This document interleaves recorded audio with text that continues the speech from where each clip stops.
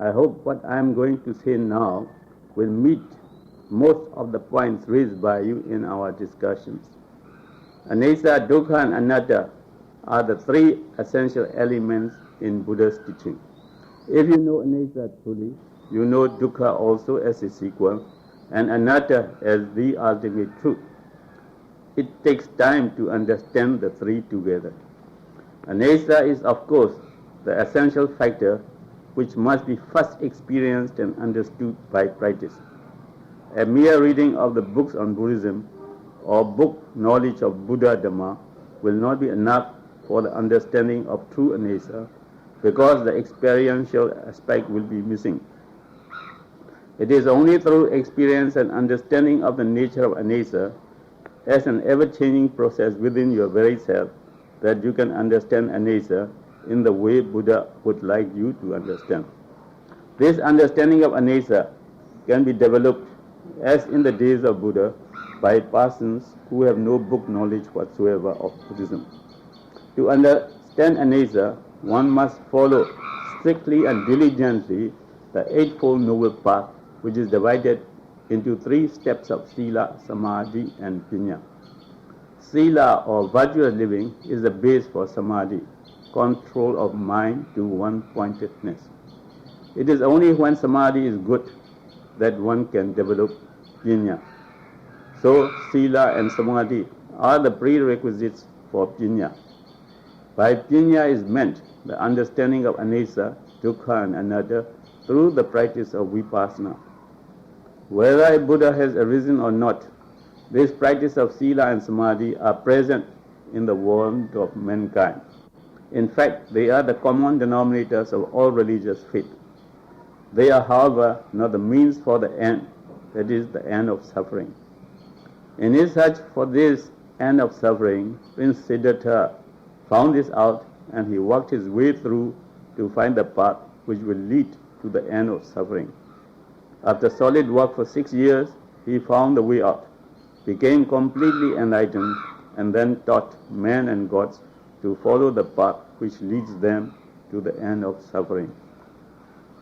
In this connection, I should like to explain that each action, either by deed, word or thought, leaves behind a force of action, sankhara, or karma in popular term, which goes to the credit or debit account of the individual according as the action is good or bad. There is therefore accumulation of sankhara or karma with everyone, which becomes the source of supply of energy to sustain life, which invariably is followed by suffering and death. It is by the development of power inherent in the understanding of Anicca, Dukkha and Anatta that one is able to rid oneself of sankhara, which becomes accumulated in one's own personal account. This process begins with the true understanding of Anicca, while further accumulations for fresh actions and reductions for the supply of energy to sustain life are taking place simultaneously from time to time and day to day. It is therefore a matter of a lifetime or more to get rid of all one's own sankhara or karma. He who has got himself rid of all sankharas or karma comes to the end of suffering, because by them there is no remainder of his sankhara to give the necessary life energy to sustain him in any form of life. This end of the suffering is reached by the Buddha and the Arhats on the termination of their lives when they passed into pre-nibbana. For us today, who take to Vipassana meditation, it should suffice if we can understand Anicca very well and reach the stage of an Arya, a Sotapatti, who will not live more than 7 lives to come to this end of suffering. This Anicca, which opens the door to the understanding of Dukkha and Anatta, and then leads to the end of suffering eventually, can be encountered only through a Buddha, or after he has passed away, through his teaching for so long as that relating to the Eightfold Noble Path and the 37 factors of enlightenment, that is Bodhipakya, remains intact and available to the aspirant. For progress in Vipassana meditation, a student must keep knowing anicca as continuously as possible. The Buddha's advice to monks is that they shall try to maintain the awareness of anicca or dukkha or anatta in all postures, whether sitting or standing or walking or lying down. The continuity of awareness of anicca and so of dukkha and anatta is the secret of success. The last word of Buddha just before he breathed his last and passed away into Mahaparinibbana was, decay or anicca is inherent in all component things. Work out your own salvation with diligence. This is in fact the essence of all his teachings during the 45 years of his lifetime. If you will keep up the awareness of anicca that is inherent in all component things, you are sure to reach the goal in the course of time. In the meanwhile, as you develop in the understanding of anicca, your insight into what is true of nature will become greater and greater. So much so that eventually you will have no doubt whatsoever of the three characteristics of anicca, dukkha and anatta. It is then only that you are in a position to go ahead for the goal in view. Now that you know anicca is the first essential factor, you should try to understand what anicca is with real clarity and as extensively as possible, so as not to get confused in the course of practice or discussion. The real meaning of anicca is impermanence or decay. That is, the inherent nature of impermanence and decay in everything that exists in this universe, whether animate or inanimate.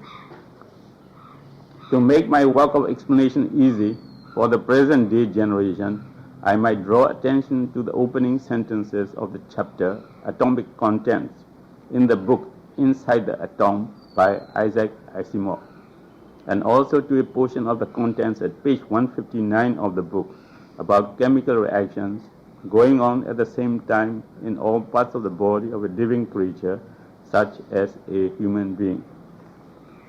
This should be sufficient to bring home the point of view that all things, different as they were, are made of tiny particles called atoms.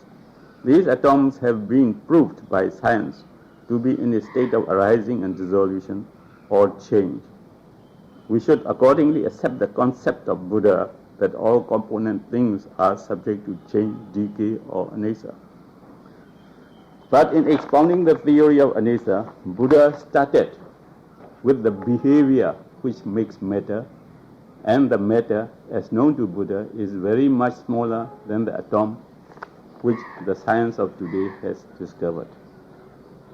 Buddha made it known to his disciples that everything that exists in this universe, whether animate or inanimate, is composed of kalapas, very much smaller than atoms, each dying out simultaneously as it becomes.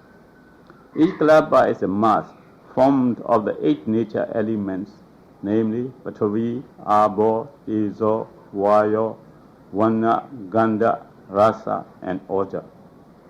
The first 4 are called material qualities, which are predominant in a kalapa. The other 4 are merely subsidiaries, which are dependent upon and born out of the former. A kalapa is the minutest particle in the physical plane, still beyond the range of science of today. It is only when the 8 nature elements, which have merely the characteristic of behavior, are together that the entirety of a kalapa, the tiniest of matter in the physical plane, is formed. In other words, the coexistence for a moment of these 8 nature elements of behavior makes a mass just for that moment, which in Buddhism is known as kalapa. The size of a kalapa is about 1/46,656 part of a particle of dust from the wheel of a chariot in summer of India. The lifespan of a kalapa is a moment, there being 1 trillion such moments in the wink of an eye of a human being. These kalapas are all in a state of perpetual change or flux. To a developed student in Vipassana meditation, they can be felt as a stream of energy. the human body is not an entity as it seems to be, but a continuum of an aggregate of matter, rupa, with life force, nama, coexisting.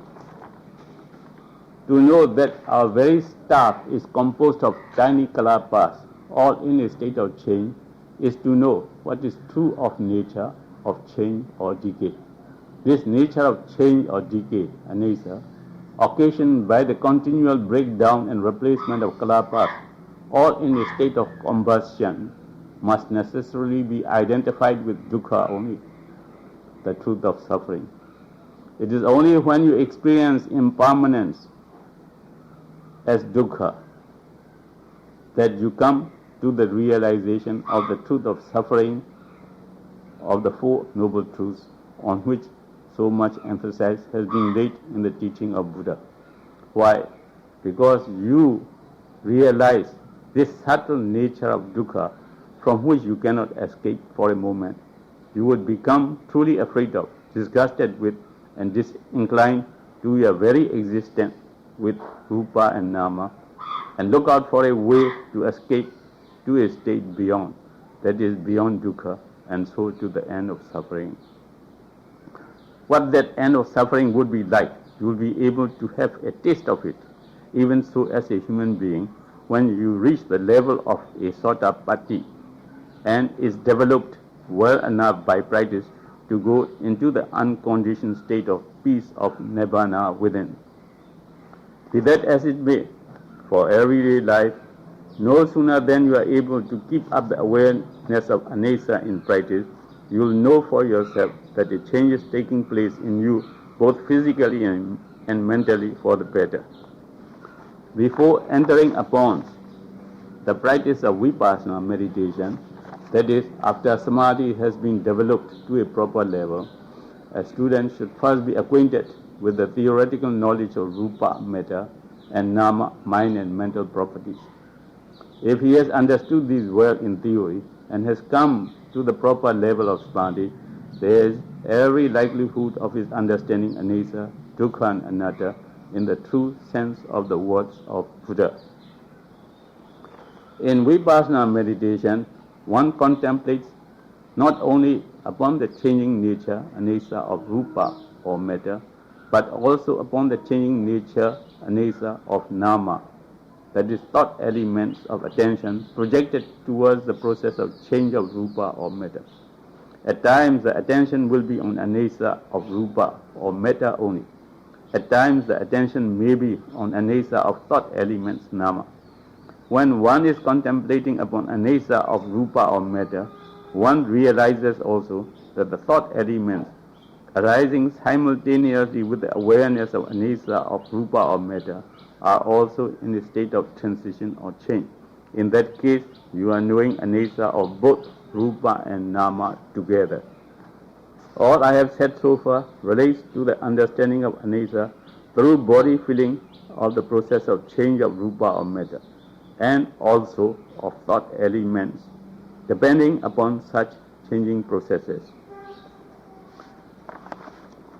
You should know also that anicca can be understood through other types of feeling as well. Anicca can be developed through feeling, one, by contact of visible form with the sense organ of eye, two, by contact of sound with the sense organ of ear, three, by contact of smell with the sense organ of nose, four, by contact of taste with the sense organ of tongue, five, by contact of touch with the sense organ of body, six, by contact of thoughts with the sense organ of mind. In fact, one can develop the understanding of anicca through any of the 6 organs of sense. In practice, however, we have found out that of all the types of feeling, the feeling by contact of touch with the component parts of the body covers a wide area for introspective meditation. Not only that, the feeling by contact of touch by way of friction, radiation and vibration of the kalapas within with the component parts of the body is more tangible than other types of feeling, and therefore a beginner in vipassana meditation can come to the understanding of anicca more easily through body feeling of the nature of change of rupa or matter. This is the main reason why we have chosen the body feeling as a medium for quick understanding of anicca. It is open to anyone to try other means, but my suggestion is that one should have oneself well established in the understanding of anicca through body feeling before an attempt is made through other types of feeling. There are 10 levels of knowledge in vipassana, namely 1. Samasana, that is appreciation of anicca, dukkha and anatta by close observation and analysis, of course theoretically. 2. Udyavaya, that is knowledge of the arising and dissolution of rupa and nama.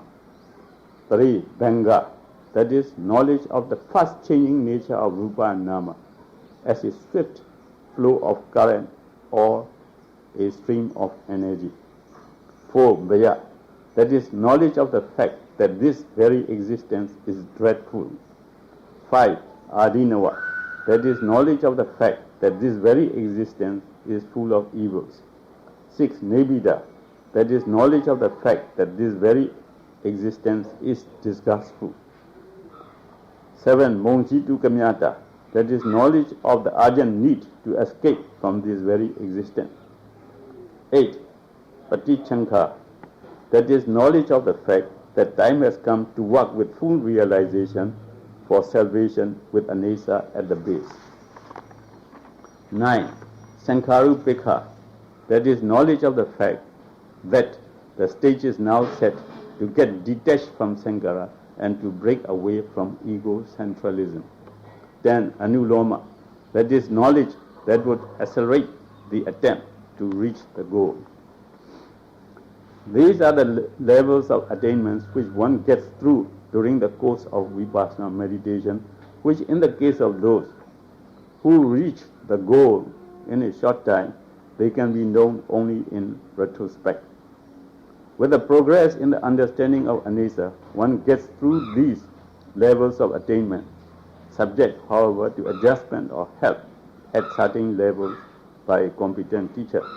One should avoid to look forward to such attainments in anticipation, as this will distract him from the continuity of awareness of anicca, which alone can and will give him the desired reward.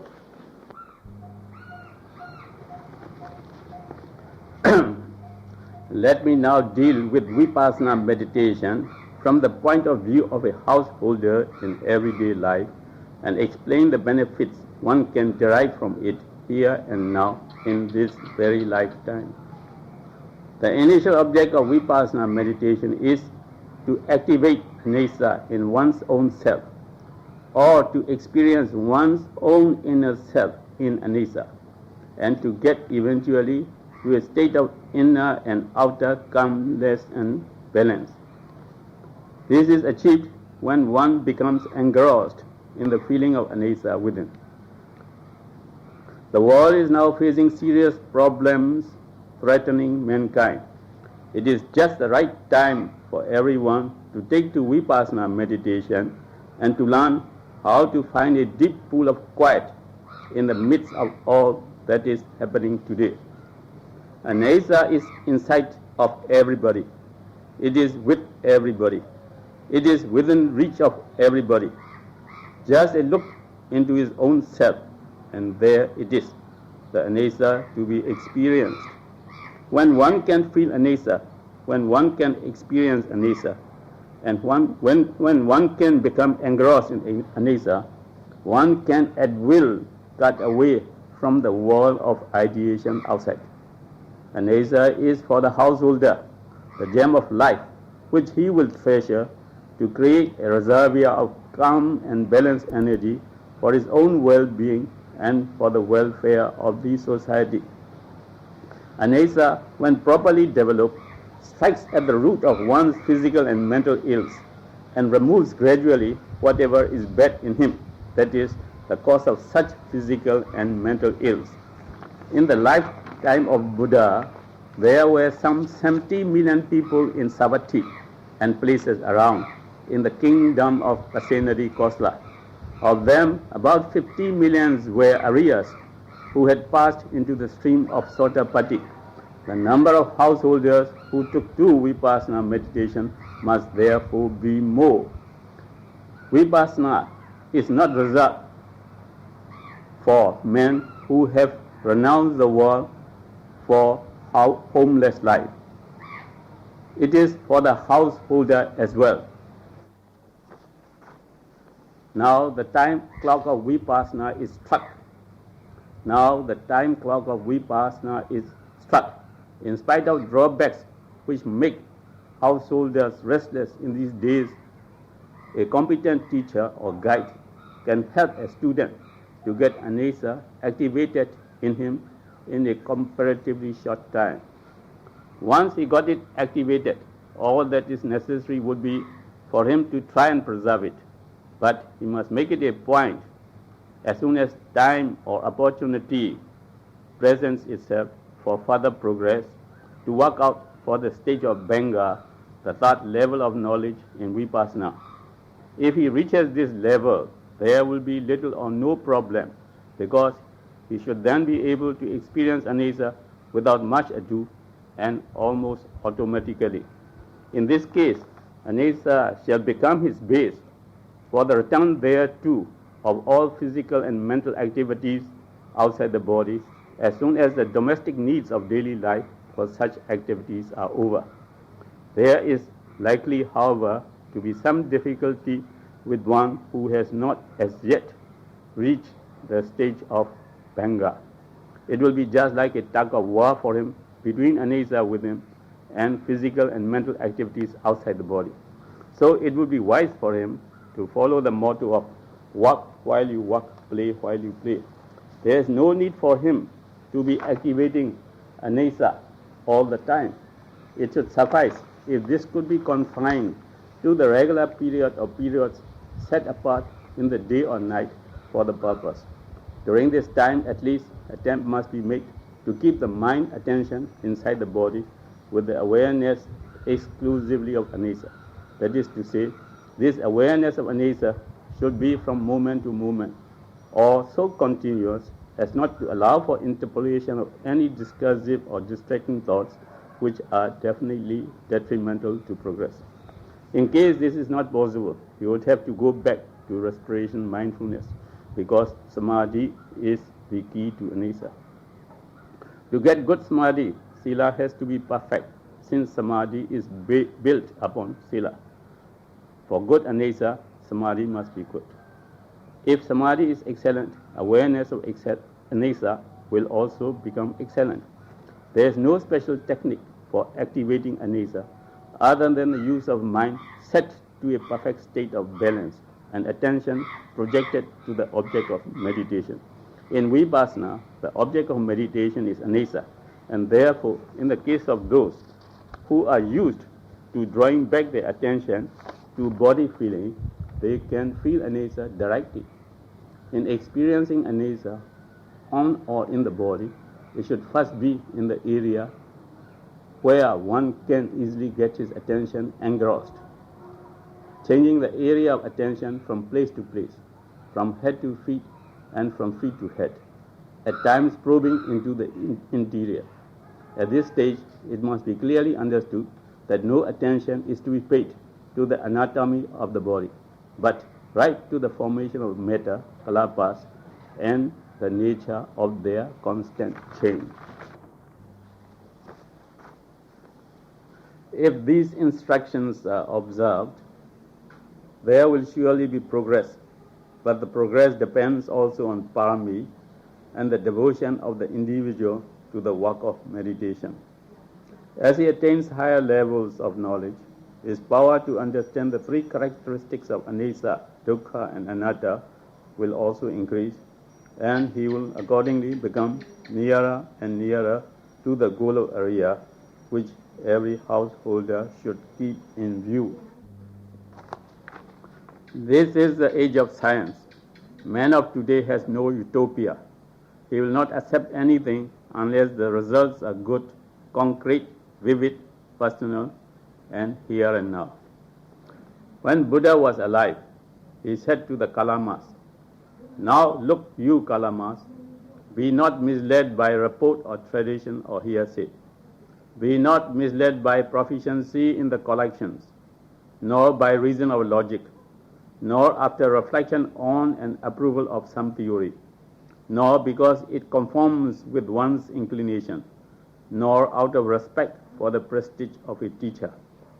But Kalamas, when you know for yourselves, these things are unwholesome, these things are blameworthy, these things are censured by the intelligent, these things when practiced and observed conduce to loss and sorrow, then indeed do ye reject them.